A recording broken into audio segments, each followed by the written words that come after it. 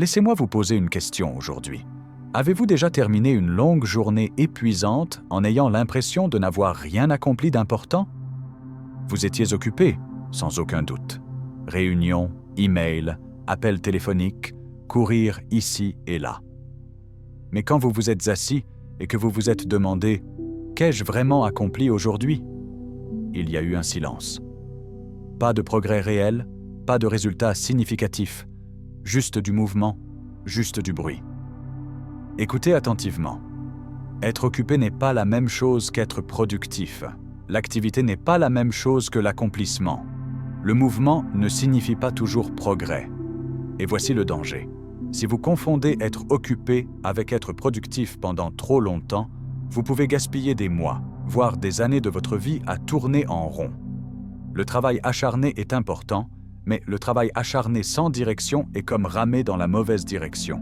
Ramer plus vite ne vous rapproche pas de la bonne rive. Aujourd'hui, je veux défier votre façon de penser. Je veux changer la façon dont vous mesurez vos journées, non pas par la quantité de mouvement, mais par la distance que vous parcourez réellement vers vos objectifs. Parce qu'une fois que vous comprenez la différence entre mouvement et progrès, entre activité et accomplissement, vous travaillerez moins, vous accomplirez plus, et vous commencerez enfin à construire la vie que vous désirez vraiment. Restez avec moi. Apprenons comment arrêter d'être simplement occupé et commencer à être vraiment productif. L'illusion de l'hyperactivité. Il est facile de tomber dans le piège. Il est facile de confondre un emploi du temps chargé avec une vie significative. Vous vous réveillez tôt, vous vous précipitez dehors, vous passez la journée à courir d'une tâche à l'autre, et le soir vous êtes épuisé. Mais voici la question. Épuisé par quoi? Était-ce par le progrès vers vos rêves ou simplement par le fait de rester occupé? Voyez-vous, l'activité est tellement trompeuse. Elle donne l'impression d'un accomplissement. Elle ressemble à un travail acharné. Elle gagne même parfois des applaudissements. Mais à moins que cette activité ne soit liée à des objectifs clairs, à des résultats concrets, ce n'est qu'un mouvement sans signification. C'est comme être sur un cheval à bascule. Beaucoup de mouvements, mais vous ne quittez jamais le porche. Je veux que vous vous rappeliez quelque chose aujourd'hui. L'objectif n'est pas de rester occupé. L'objectif est d'avancer. Il y a un vieux dicton qui dit « Ne confondez pas mouvement et progrès ». C'est l'une des plus grandes erreurs que les gens commettent. Ils remplissent leur journée, mais ils ne remplissent pas leur vie. Ils mesurent tous leurs efforts, mais pas ce qu'ils construisent réellement. Et à la fin de l'année, ils se demandent pourquoi ils sont toujours au même endroit. Maintenant, pourquoi cela arrive-t-il? Parce que l'hyperactivité nourrit l'ego. Elle nous fait sentir importants. Je suis si occupé, disons-nous comme si c'était une médaille d'honneur. Mais en vérité, l'hyperactivité sans productivité est un voleur silencieux. Elle vole votre temps, elle vole votre énergie, et pire encore, elle vole votre avenir. Laissez-moi partager quelque chose de puissant avec vous. Ne vous laissez pas piéger dans le cercle des petites tâches. Répondre à d'innombrables emails, assister à chaque réunion, courir après chaque problème mineur. Ce sont les activités qui semblent urgentes, mais qui vous rapprochent rarement de vos rêves. Vous devez apprendre à distinguer l'urgent de l'important. Parce que les personnes occupées réagissent à la vie, mais les personnes productives conçoivent leur vie. Imaginez planter un champ plein de mauvaises herbes et puis travailler dur chaque jour pour les arroser. Imaginez suer et vous efforcer de grimper à une échelle seulement pour découvrir qu'elle était appuyée contre le mauvais mur. La productivité doit être liée à vos rêves, à vos objectifs, à votre mission. Sinon, vous ne faites que gaspiller de l'énergie qui aurait pu construire quelque chose de beau. Laissez-moi vous mettre au défi aujourd'hui. Avant de commencer votre journée, avant de répondre au premier email, avant de vous précipiter dans une autre réunion, demandez-vous « Vers quoi est-ce que je travaille? Qu'est-ce que j'essaie de créer? Quel genre de vie suis-je en train de construire avec ces actions ?» Si vous ne pouvez pas répondre à cela, arrêtez-vous. Obtenez d'abord de la clarté, parce que la clarté est le pouvoir. La clarté transforme des mains occupées en mains qui construisent. Sans objectif, la productivité devient une autre forme de procrastination. Vous vous sentez bien parce que vous bougez, mais vous ne faites que retarder les questions difficiles sur où vous allez. Et voici la vérité. Une vie sans objectif est une vie qui se remplit, mais qui ne se réalise jamais. Elle se remplit de tâches, mais ne construit jamais de trésors. Elle s'emplit de bruit, mais ne crée jamais de sens. C'est pourquoi vous devez ancrer vos actions à une vision plus grande. Liez chaque tâche, chaque réunion, chaque effort à quelque chose qui compte vraiment pour vous. Parce qu'une fois que vous connectez votre travail quotidien à la mission de votre vie, vous n'aurez pas besoin d'être poussé. Vous serez tiré. Vous serez attiré par quelque chose de plus fort que la motivation. Vous serez guidé par un objectif, et c'est là que réside le vrai pouvoir. Pas dans le fait de faire plus, mais dans le fait de faire ce qui compte. Rappelez-vous, mon ami, l'objectif n'est pas simplement de remplir votre emploi du temps. L'objectif est de remplir votre vie de sens. C'est la productivité avec un objectif. Et c'est une vie qui vaut la peine d'être construite. La loi de l'effort concentré. Il existe une loi puissante à l'œuvre dans chaque histoire de réussite. Et ce n'est pas la loi d'être occupé. Ce n'est pas la loi de travailler plus dur que quiconque. C'est la loi de l'effort concentré. L'effort concentré multiplie les résultats. L'effort non concentré disperse les résultats. Voyez-vous, l'énergie sans direction est gaspillée. L'énergie comme une rivière sans rive. Elle inonde tout, mais ne va nulle part. Mais quand vous concentrez cette rivière, quand vous construisez des rives solides et sûres, la même eau peut faire tourner des turbines, générer de l'énergie et changer des villes entières. Et il en va de même pour votre vie. Ce n'est pas combien vous faites, c'est à quel point vous êtes concentré sur les bonnes choses. Vous avez entendu dire « bon à tout, expert en rien ». C'est l'homme qui fait un peu de ceci, un peu de cela, et à la fin de sa vie a une poignée de projets inachevés et une poche pleine de regrets. Ne soyez pas cet homme, ne soyez pas cette femme. Choisissez, concentrez-vous, décidez ce qui compte le plus et versez-y votre énergie comme si votre avenir en dépendait, parce que c'est le cas. La loi de l'effort concentré dit ceci. De petits efforts constants sur quelque chose d'important surpassent des efforts massifs dispersés sur une centaine de petites choses. Vous n'avez pas à tout faire. Vous devez juste faire les bonnes choses. Vous n'avez pas à maîtriser le monde. Vous devez juste maîtriser votre mission. Maintenant, pourquoi les gens évitent-ils de se concentrer? Parce que la concentration semble risquée. Quand vous vous concentrez, vous dites non à beaucoup de choses. Vous choisissez un chemin et laissez aller les autres. Et c'est inconfortable. Mais c'est aussi ce qui le rend puissant. Chaque oui doit être défendu par 1000 non. Chaque rêve exige que vous tourniez le dos aux distractions. Quand vous décidez de vous concentrer, vraiment vous concentrer, vous puisez dans un pouvoir que la plupart des gens n'expérimentent jamais. Vous trouvez un nouveau rythme. Vous créez de l'élan. Vous devenez une force, parce que quand votre esprit est clair, vos mains sont fortes. Quand vos objectifs sont peu nombreux, votre progrès est rapide. Quand votre cœur est stable, vos résultats sont multipliés.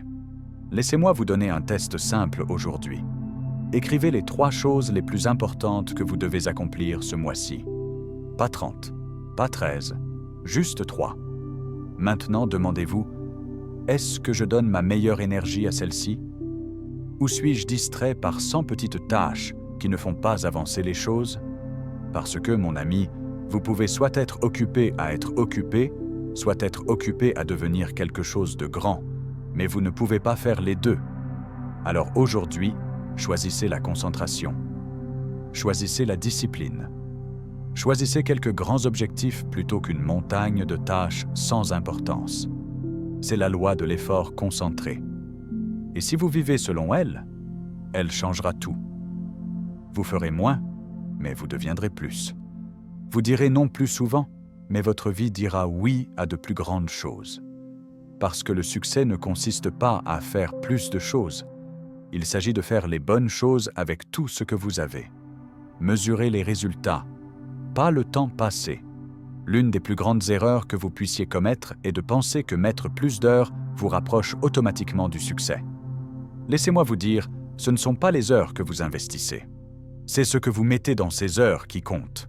Voyez-vous, le temps est neutre. Tout le monde reçoit 24 heures. L'homme riche, l'homme pauvre, le jeune, le vieux, Cela ne fait aucune différence. Ce n'est pas le temps qui vous rend riche, sage ou prospère. Ce sont les résultats que vous produisez dans le temps qui vous est donné. Le temps est un outil. Les résultats sont la récompense. Maintenant, trop de gens tombent amoureux d'être occupés. Ils le portent comme un badge d'honneur. « J'ai travaillé 10 heures aujourd'hui », disent-ils. Mais voici la meilleure question. Qu'avez-vous accompli pendant ces 10 heures? Quel progrès avez-vous fait? Quelle différence avez-vous créé? Parce que si vous passez toute la journée à réorganiser des papiers, à répondre à des emails sans importance, à siéger dans des réunions interminables, vous n'avez pas construit une entreprise. Vous n'avez pas amélioré votre vie, vous avez juste rempli du temps. Et du temps rempli sans résultat, c'est du temps gaspillé. Laissez-moi vous parler du charpentier. Il donne 500 coups de marteau par jour, mais il ne construit pas une maison. Il enfonce des clous dans l'air. Devrions-nous récompenser le charpentier pour la sueur ou pour la maison qu'il a construite? Nous payons pour la maison. Nous honorons le résultat, pas seulement l'effort. Et il en va de même dans la vie. Vous n'êtes pas payé pour essayer dur. Vous êtes payé pour accomplir. Maintenant, voici le grand secret. Quand vous commencez à mesurer les résultats au lieu des heures, vous devenez immédiatement plus précieux parce que vous arrêtez de penser « combien de temps puis-je travailler ?» et vous commencez à vous demander « combien puis-je accomplir ?» Et c'est là que la magie commence.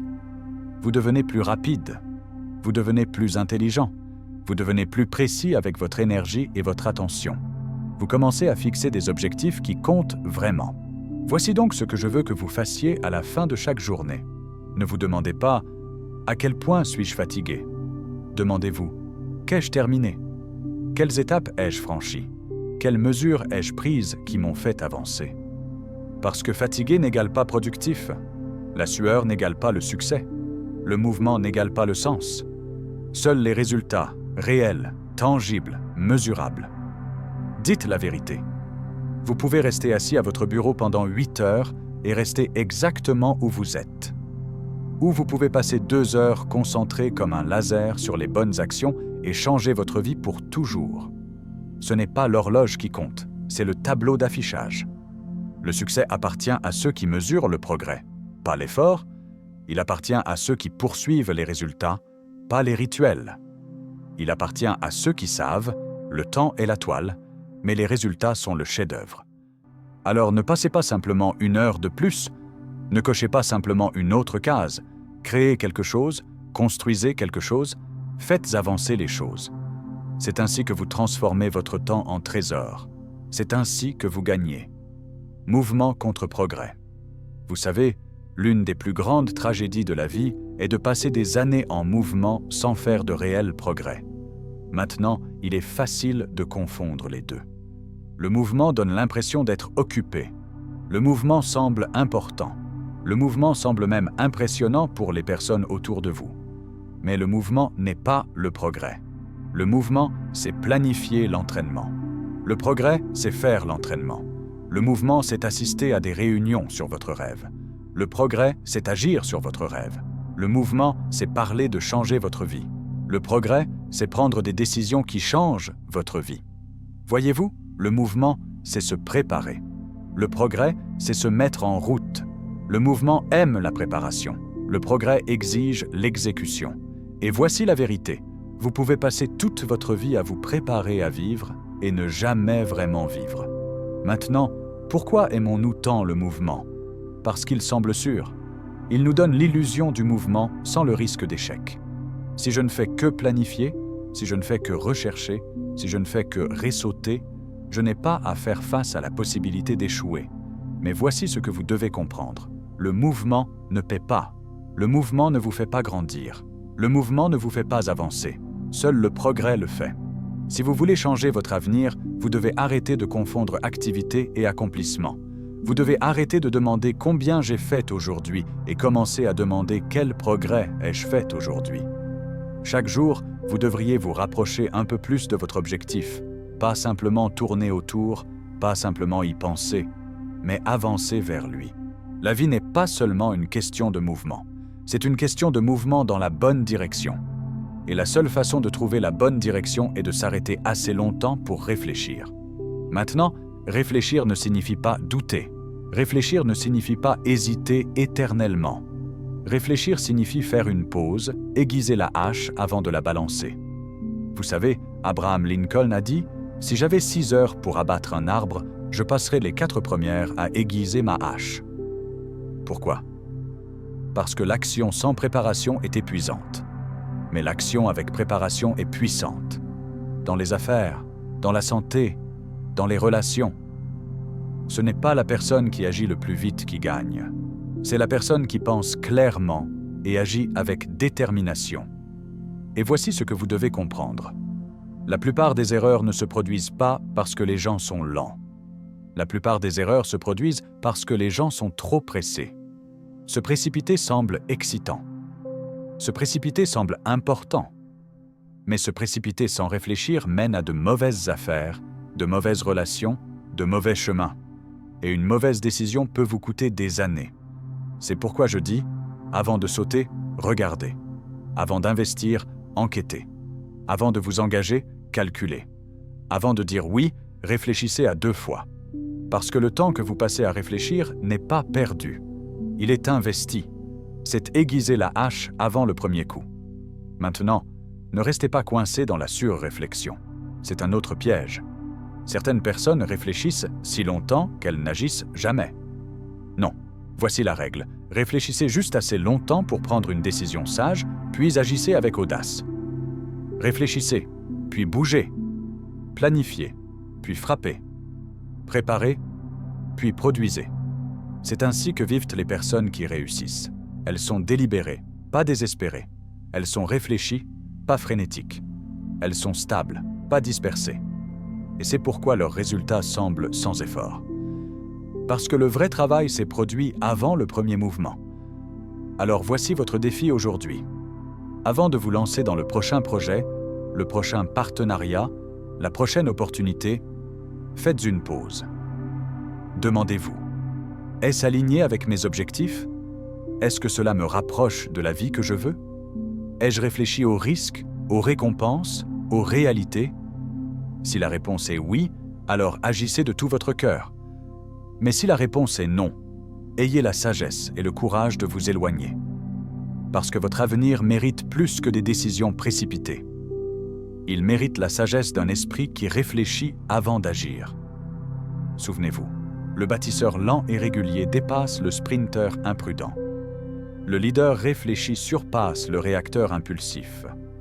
Alors réfléchissez, puis agissez, et vous avancerez non seulement plus vite, mais plus loin. Construisez des systèmes. Si vous voulez changer votre vie, si vous voulez multiplier vos résultats, vous ne pouvez pas simplement travailler plus dur. Vous devez travailler plus intelligemment. Et la façon de travailler plus intelligemment est de construire des systèmes. Voyez-vous, les personnes qui réussissent ne partent pas de zéro chaque matin. Elles ne se réveillent pas en se demandant « Que devrais-je faire aujourd'hui ?» Elles le savent déjà.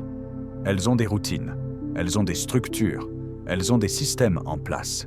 Et les systèmes font le gros du travail. Laissez-moi vous dire quelque chose d'important. La constance bat l'intensité quand l'intensité est aléatoire. Vous ne gagnez pas en vous épuisant de temps en temps. Vous gagnez en mettant en place des systèmes qui vous font avancer chaque jour, que vous en ayez envie ou non. Un système est simple. C'est une façon répétable de faire quelque chose qui économise du temps, économise de l'énergie et garantit des résultats. Pensez à une boulangerie. Si le boulanger devait inventer une nouvelle recette chaque matin, il ferait faillite en 1 mois.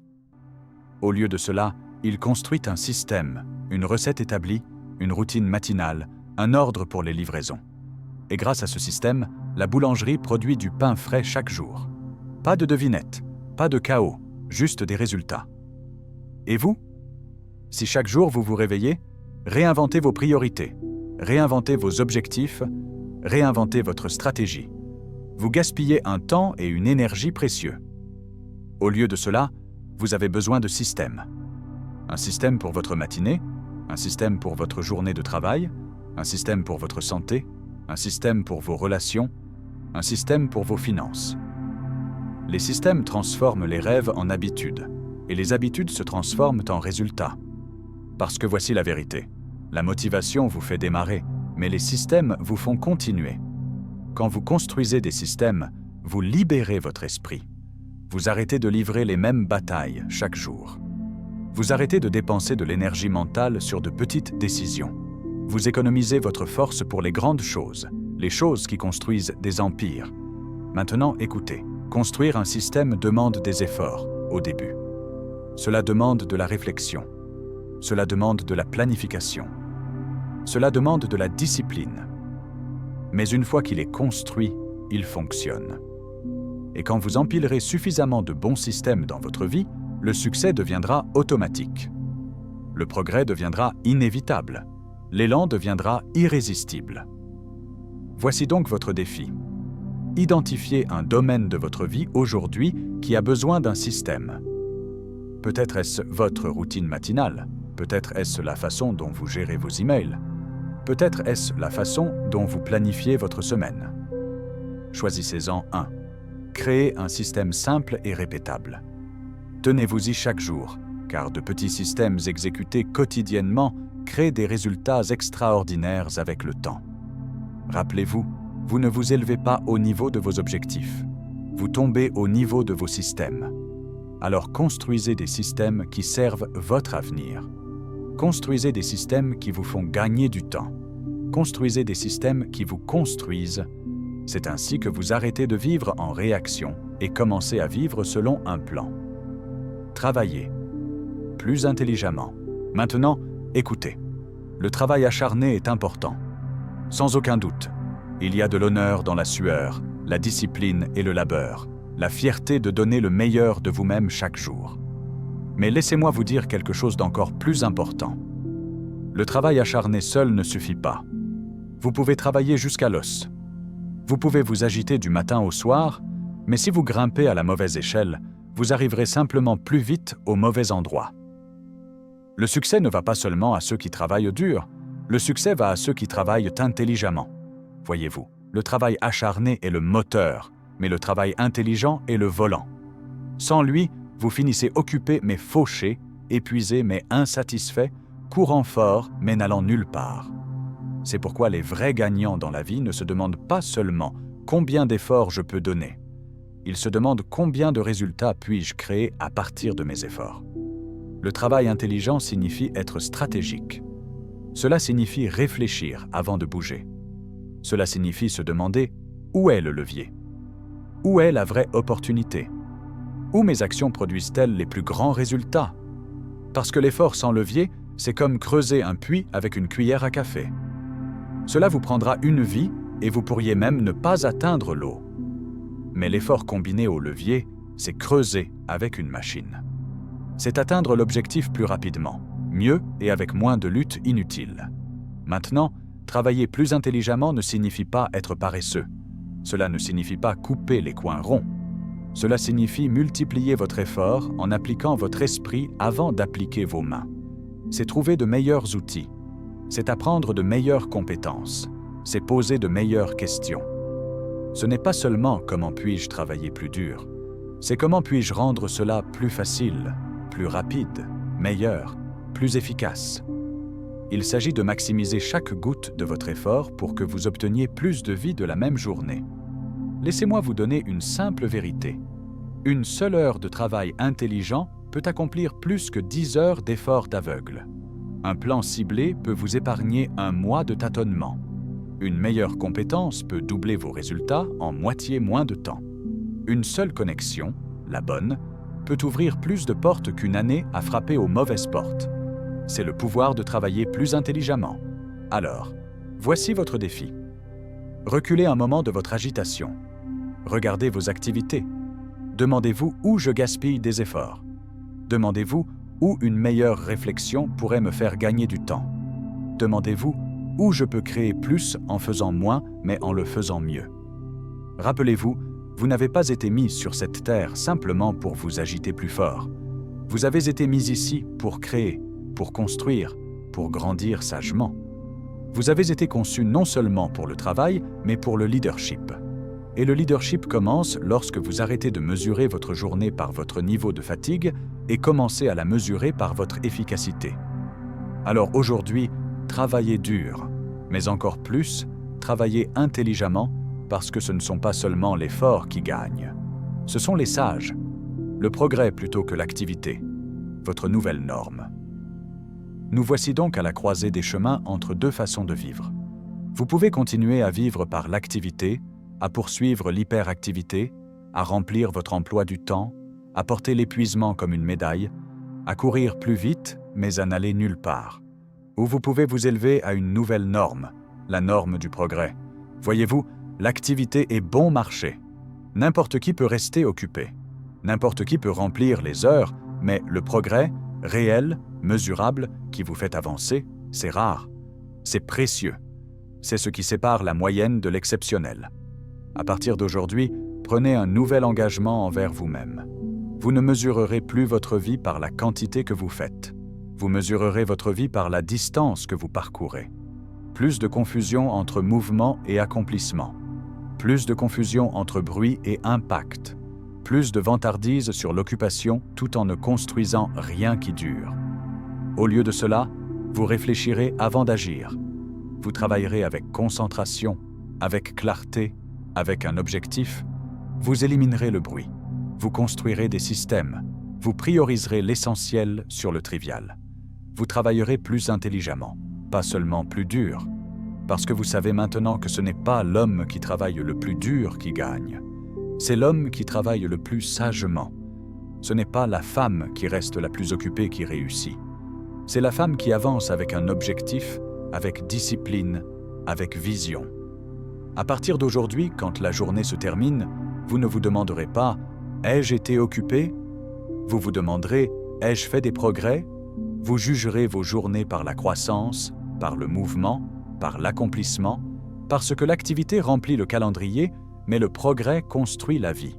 L'activité vous fait tourner en rond, mais le progrès vous tire vers l'avant, vers la vie que vous étiez destiné à vivre. Et laissez-moi vous promettre ceci. Quand vous ferez du progrès votre nouvelle norme, vous serez étonné de voir jusqu'où vous pouvez aller, combien vous pouvez construire, à quelle hauteur vous pouvez grimper. Alors choisissez aujourd'hui. Plus de poursuite de l'hyperactivité, plus de survie dans le mouvement. Choisissez le progrès. Vivez pour le progrès. Exigez le progrès. Et que le progrès soit l'histoire de votre vie.